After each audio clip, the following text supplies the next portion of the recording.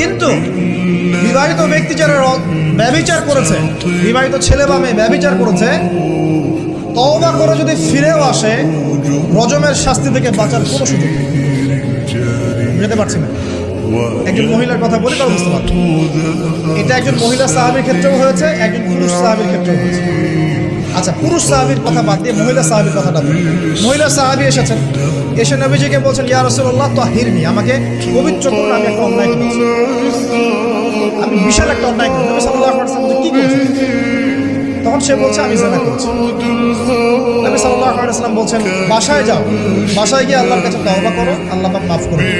নবীজি এটাকে হাইড করতে যাচ্ছেন, কারণ কি, যখন আপনি কেস আদালতে নিয়ে যাবেন তখন তো উপায় নাই, আপনাকে তো বিচার করতে হবে। তুমি বাসায় ফিরে যাও, তওবা করো, আল্লাহ মাফ করে দিবেন। সে মহিলা নাছর বান্দা, না, আমার বিচার করে দেন, আমার বিচার করে দেন।